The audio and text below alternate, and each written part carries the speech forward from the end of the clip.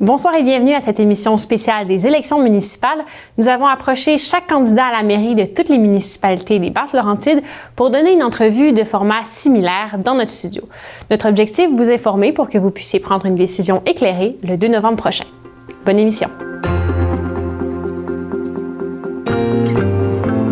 Avec plus de 80 000 habitants, la ville de Saint-Jérôme est l'une des plus populeuses des Basses-Laurentides et un centre régional de services. Le dernier mandat a été marqué par la volonté de rétablir la confiance citoyenne et par la crise d'itinérance qui s'est aggravée au point de devenir un enjeu central. Pour le prochain mandat, les débats portent sur l'accès au logement, la mobilité, la sécurité, la vitalité culturelle et récréative ainsi que la protection de l'environnement. La course à la mairie de la capitale régionale se dispute entre deux candidats pour ces élections, soit Martin Pigeon d'Avenir Saint-Jérôme et Rémi Barbeau du Mouvement Jérômien. Je suis en compagnie de Martin Pigeon d'Avenir Saint-Jérôme. Bonsoir, M. Pigeon. Bonsoir, Clara. Alors, pour commencer, pouvez-vous vous présenter et nous expliquer pourquoi vous vous présentez à la mairie de Saint-Jérôme? Bien, dans un premier temps, je suis conseiller municipal à la ville de Saint-Jérôme depuis 12 ans, donc beaucoup d'expérience. Je suis enseignant de formation également. Le maire actuel, le maire Boursier, prend sa retraite, donc il y avait juste un mandat et j'ai repris l'équipe en main avec l'aide de mes collaborateurs, de mes coéquipiers. Donc c'est moi qui est le chef en fait d'Avenir Saint-Jérôme. Alors si vous êtes élu, quelles seront vos 3 priorités sur lesquelles vous voudriez travailler au sein de votre ville? Donc dans un premier temps, priorité numéro 1, le développement économique. Donc on va alléger le fardeau fiscal des Jéromiens. Il faut trouver des nouvelles ressources, des nouvelles sources de financement. Ce qu'on a proposé, c'est de développer, de faire du développement économique, c'est-à-dire d'emmener de l'industriel dans la ville de Saint-Jérôme, des emplois de qualité afin d'alléger le fardeau fiscal du résidentiel, c'est-à-dire des propriétaires de maisons et des propriétaires également d'immobilier, des appartements, afin de baisser le prix de chacun des loyers. Donc, on va emmener dans le secteur ouest, tout en préservant l'environnement, parce que c'est une de nos missions. C'est-à-dire qu'on a déjà préservé 33 millions de pieds carrés dans la ville de Saint-Jérôme. On a créé le service de l'environnement, on a fait la politique de l'environnement, on a créé le plan d'action sur l'environnement, puis on a un fonds vert également. Donc, on veut protéger notre environnement de façon réfléchie et développer également l'industriel afin, encore une fois, d'alléger le fardeau fiscal de nos concitoyens. Saint-Jérôme fait face à des défis de logement, d'itinérance et de sécurité qui préoccupent les citoyens. Alors, quelle est votre vision pour améliorer la qualité de vie et assurer la confiance envers l'administration municipale? Clairement, on a un problème. On n'a pas de problème au niveau de l'administration municipale. On a une confiance, on est de pair, on marche main dans la main. Dans un premier temps, il y a un problème d'équilibre entre l'offre et la demande. Présentement, il y a beaucoup trop de demandes par rapport à l'offre. Il faut créer du logement afin de rééquilibrer le marché. Pareil comme le marché des actions, c'est la même affaire. On va dans notre construction, ce qu'on veut faire, c'est qu'on va développer du commercial en bas et du résidentiel plus haut. Concernant la question d'itinérance, vous savez qu'on a fait le projet, pas le projet de la hutte, qui est devenu la hutte, en fait, à Saint-Jérôme, 60 chambres d'hébergement avec de la réinsertion sociale. On a le projet, bien pas le projet, on est en développement sur un 60 logements également, tout à côté de la hutte, qui va être parrainé justement par l'OBNL, qui est la hutte.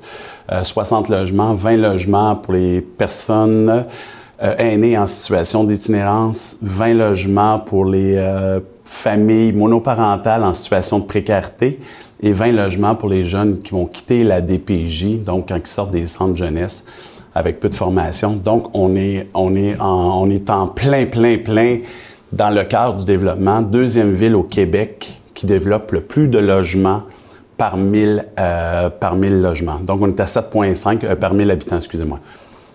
Donc, on est en pleine effervescence. Donc, il faut amener du logement sur le territoire afin de stabiliser les prix et les faire diminuer. Prochaine question, c'est une question partenaire de la part de Culture Laurentide. Alors, c'est bien connu que les retombées économiques des activités culturelles peuvent être considérables dans leur milieu. Comment souhaitez-vous stimuler davantage le modèle d'affaires de ces organisations culturelles dans votre localité? Bien, dans un premier temps, on a une offre culturelle qui est fort intéressante à Saint-Jérôme. On a remis les estivales en place. On veut faire du partenariat avec notre entreprise privée. Nos commerçants, particulièrement du centre-ville, nous ont fait des propositions qui vont être à l'étude tout de suite après l'élection. On a également le théâtre Gilles Vigneault, qui est sur notre territoire, donc qui offre une une panoplie de spectacles de différents organismes, de différentes troupes également. On veut continuer à bonifier cette offre culturelle-là sur notre territoire.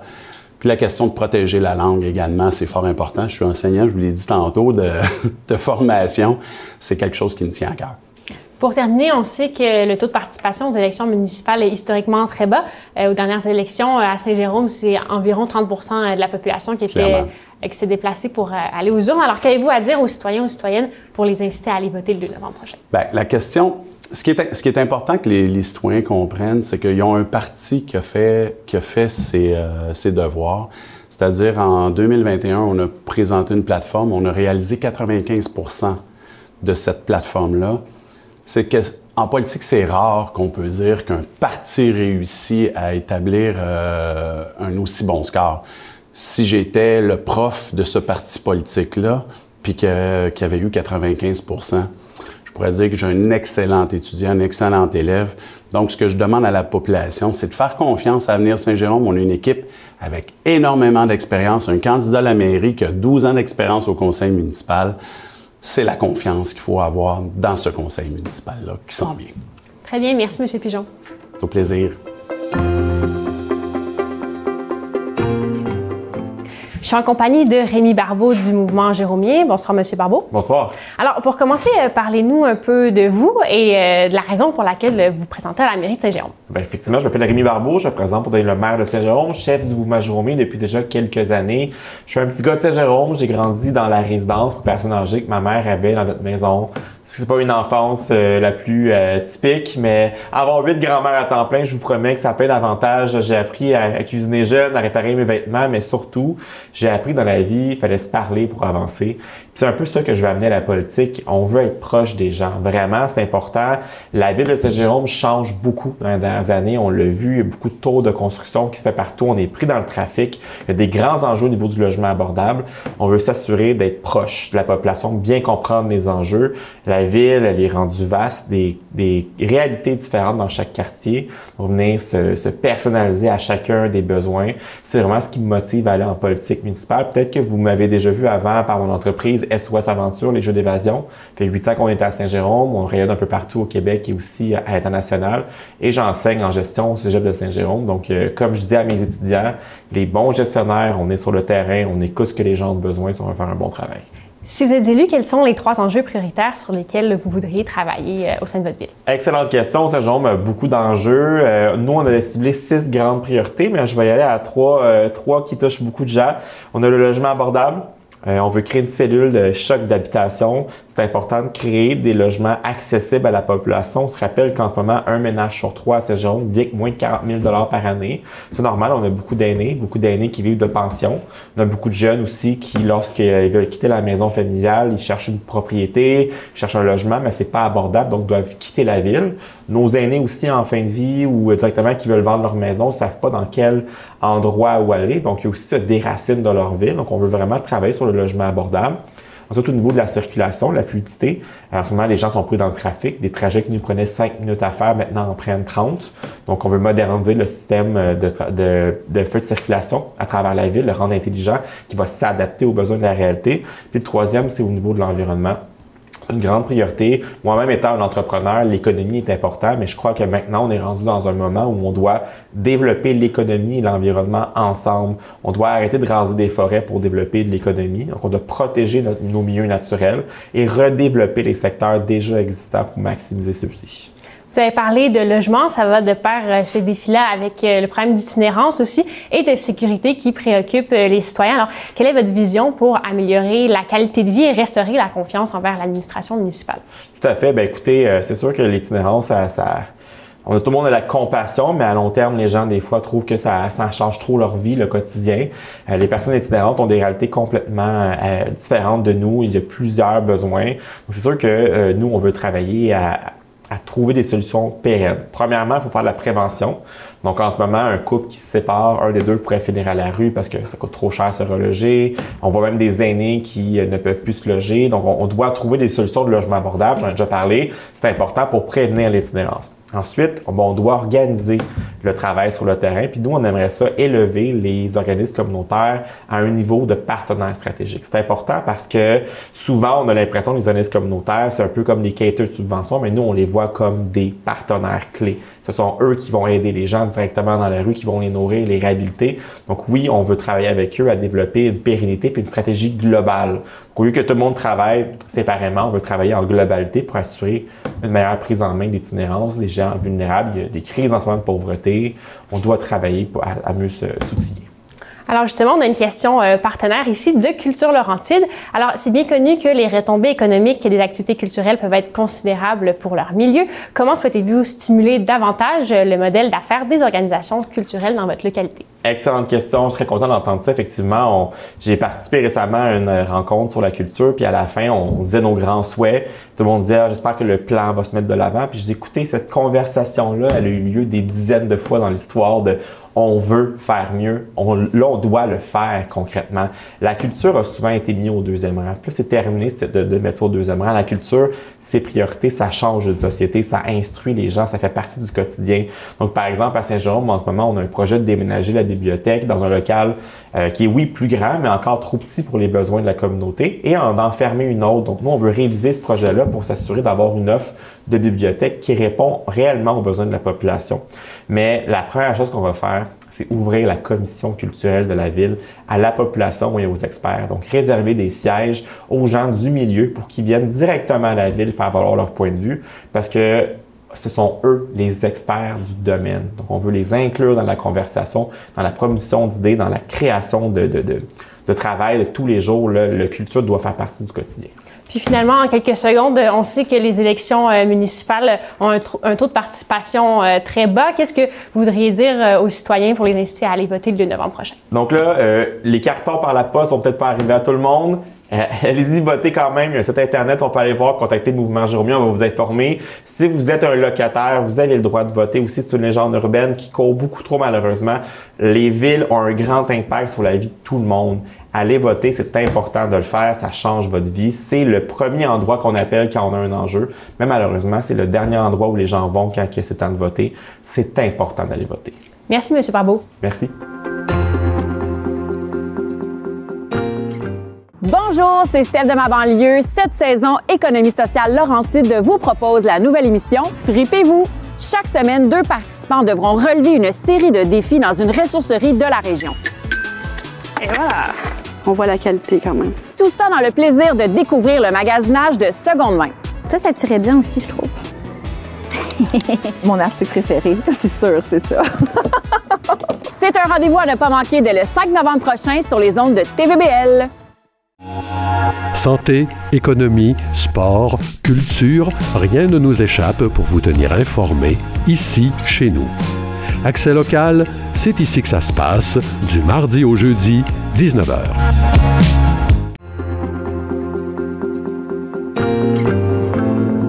À Saint-Hippolyte, la population se lève à près de 11 000 habitants selon le recensement de 2021, une hausse de 17 % par rapport à 2016.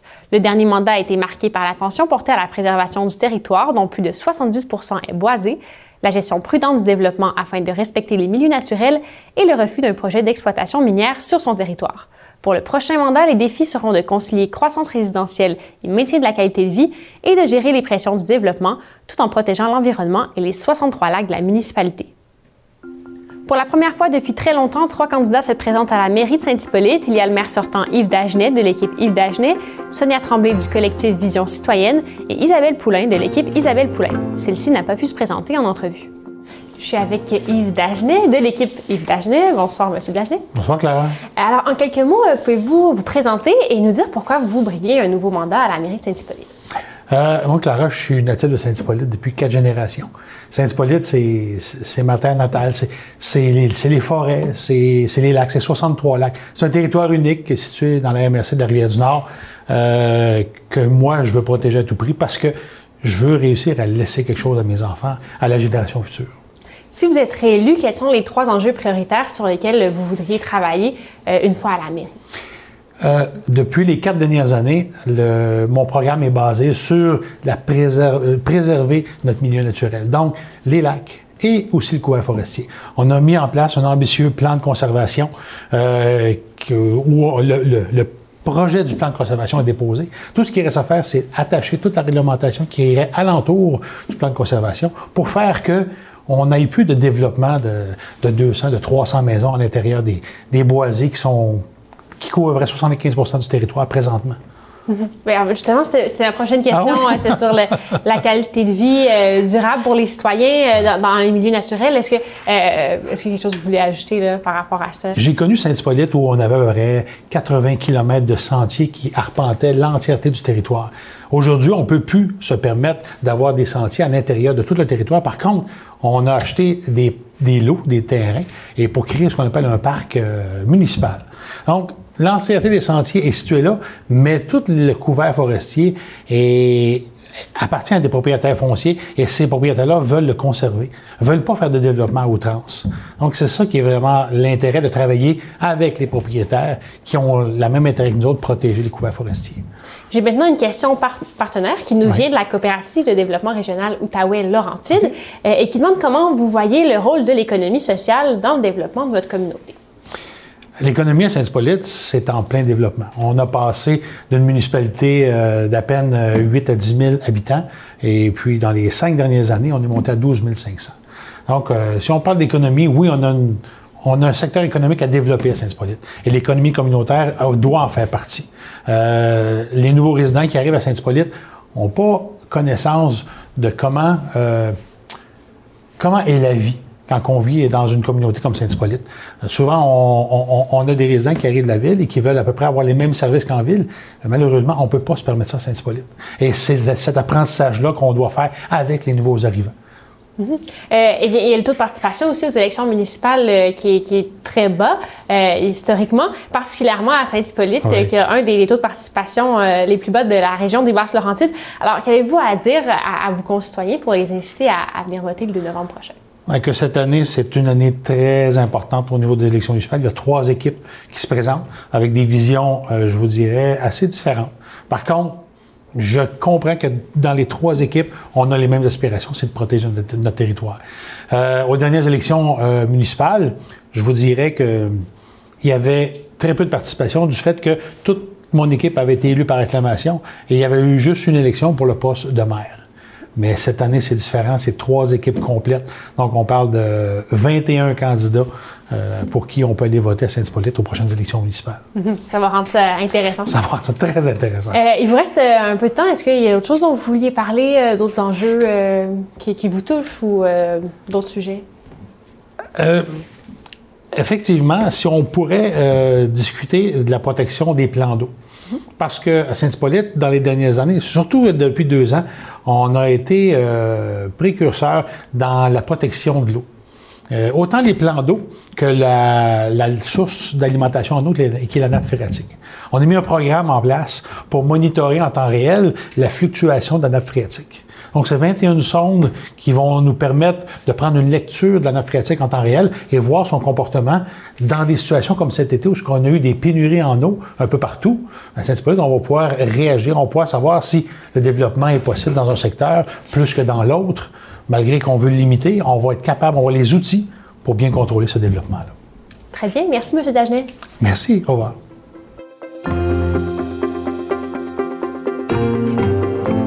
Je suis en compagnie de Sonia Tremblay du collectif Vision citoyenne. Bonsoir, Mme Tremblay. Bonsoir. Alors, pour commencer, pouvez-vous vous présenter et nous dire pourquoi vous briguez un mandat à la mairie de Saint-Hippolyte? Bien, Sonia Tremblay, j'ai occupé un poste de conseillère municipale dans les 4 dernières années. Au début avec un parti, puis les 2 dernières années comme indépendante. Et il y a des gens qui sont venus à moi pour me demander si je me présenterais à la mairie et qui souhaitaient se présenter avec moi pour faire les choses différemment. À commencer par le nom où le mien ne figure pas. Le nom du parti s'entend. Et j'habite Saint-Hippolyte depuis 11 ans. Je viens de la Rive-Sud. Je viens de Longueuil. J'ai étudié en administration des affaires. J'ai fait du toilettage. J'ai travaillé dans des pépinières. J'ai été courtier d'assurance. J'ai élevé 4 enfants. Et voilà. Très bien. Si vous êtes élu, quelles seront vos 3 priorités pour la ville de Saint-Hippolyte? À la municipalité, c'est pas tant les priorités comme la façon de faire les choses. Donc, ce qui a déjà été mis de l'avant a, à notre avis, besoin d'être un petit peu revu, pas pour refaire ce qui existe déjà, mais pour essayer d'augmenter la participation des gens avant de prendre des décisions. Donc, il y a des décisions qui ont créé des tensions dans les dernières années. Et il y a des éléments qui sont déjà en marche, qui vont être complétés évidemment, mais il y en a qui pourraient être révisés en fonction de la population, là, des jeunes, des aînés, des gens qui viennent aux séances du conseil depuis des années et qui ont des choses intéressantes à apporter. Et comment comptez-vous assurer un développement cohérent du territoire de Saint-Hippolyte tout en protégeant ses milieux naturels et en maintenant une qualité de vie durable pour les citoyens? Bien, c'est effectivement ça la base du collectif Vision citoyenne. Saint-Hippolyte, c'était le avant Saint-Sauveur. Donc, c'était la municipalité où il y avait beaucoup de villégiateurs, où il y avait beaucoup d'auberges, d'hôtels, d'actions. Puis, à un moment donné, les gens se sont déplacés et c'est devenu très, très, très tranquille. Et il n'y a jamais eu de mise en place d'outils d'urbanisme nécessaires pour encadrer l'aménagement. Puis, comme on est la dernière place dans les Basses-Laurentides où il reste beaucoup de nature, bien, on pense qu'il est plus qu'urgent de mettre en place ces outils-là pour assurer, bien, une plus belle vie aux commerçants locaux, parce que là, c'est éclaté, étalé. Saint-Hippolyte, vu des airs, c'est comme un fromage suisse. Il y a des trous un peu partout dans la forêt. Et 80% de la taxe, 80% des revenus qu'on reçoit proviennent de la taxation. Donc, il y a moyen de différencier la taxation, mais la source de base demeure le développement. En même temps, développer apporte un paquet de coûts d'entretien qui vont toujours en augmentant. Donc, un jour ou l'autre, il n'y a plus de place pour développer, mais il y a encore les coûts, puis là, les villes se retrouvent coincées. Donc, nous, on pense que de s'assurer que le développement se fasse là où il y aurait, par exemple, dans le petit village qui est hyper tranquille depuis si longtemps, bien, il y aurait probablement moyen de faire soit une mixité d'usage ou soit faire une forme de densité douce. On ne parle pas de densité comme le mot est utilisé dans les grandes villes, mais d'encadrer et de structurer le développement, mais c'est ça qui permettrait de protéger la nature. Puis ces terres-là, bien, ce sont des propriétaires privés. Donc, déjà, à la base, il y a des éléments, par exemple, le plan de conservation qui a été mis en place, mais on n'a jamais parlé à ces personnes-là. Moi, la première, ça fait 2 ans que je dis que les terres sont privées, il faut s'en occuper, mais ces gens-là doivent être autour de la table. Puis il y a de la conservation qui se fait ailleurs, mais qui arrive comme en formule toute faite. Puis là, bien, ces gens-là, forcément, moi, si quelqu'un vient chez nous puis décide que mon terrain est en protection puis qu'on ne m'a pas parlé, bien, je ne serais pas contente. Donc, c'est vraiment de reprendre certains de ces enjeux-là pour être capable de mettre en place les outils d'urbanisme nécessaires, mais surtout, quand les gens comprennent ce qui se passe, puis quand les idées viennent des gens, bien, habituellement, la résistance au changement, on en a tous, mais elle va être diminuée en prenant cette approche-là plutôt que le traditionnel dépôt de projet de règlement avec soirée de consultation où est-ce que le règlement est déjà écrit et faire refaire le travail par les employés si jamais il y a énormément de résistance. On pense qu'en y allant en amont, ça se fait. Ça se fait, de toute façon, c'est nécessaire. Il faut protéger une partie de la nature, mais il faut le faire avec les gens. Très bien. Bien, continuons de parler de développement, mais de développement commercial, avec notre question partenaire de la coopérative de développement régional Outaouais-Laurentides, qui demande comment vous voyez le rôle de l'économie sociale dans le développement de votre communauté. On a quelques secondes, là, donc... Bien, l'économie sociale, Saint-Hippolyte a la chance d'avoir un paquet d'organismes, plusieurs commerçants locaux, et il y a moyen de faire une entrée au niveau commercial, mais sociale, qui serait bénéfique, entre autres, pour les populations aînées à Saint-Hippolyte. Très bien. Merci, Mme Tremblay. Bienvenue.